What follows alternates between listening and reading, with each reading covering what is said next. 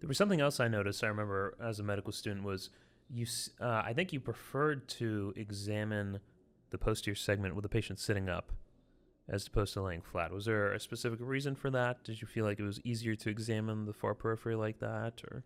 Well, obviously, I would always look at the fundus with at least with a non-contact lens. Early on, it was a ruby lens, and then it was the non-contact lenses later on. But so you could see that. Of course, it's 180 degrees inverted then, so it's upside down. But I would do that first. When I did the indirect ophthalmoscopy, I would typically, it was a new patient especially, and I'm looking for a variety of things. I would lie them down on a table, and I would look at them there. Because the retina kind of settles down if it's a non-regmatogenous detachment. And the nice thing about it is because essentially if you're then standing at the head of the bed and looking at them, your brain doesn't have to do any transposition. If I'm looking at the right eye, the disc looks to the right of the center, the fovea is just a little to the left of the center. It looks, the orientation is correct. So you don't get yourself mixed up.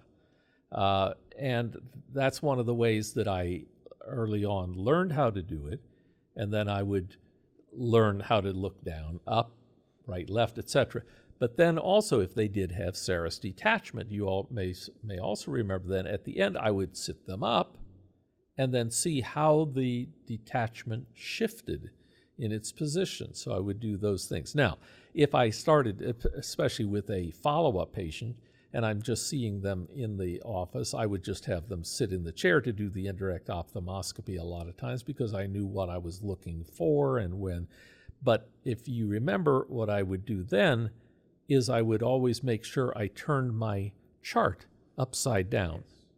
Because then when I would draw things, again, so many times I've seen residents even, when they're jotting something down because they look at somebody sitting in the chair and then they jot it down. They jot down what they saw, not where it is, because they forgot about the 180-degree rotation that you get.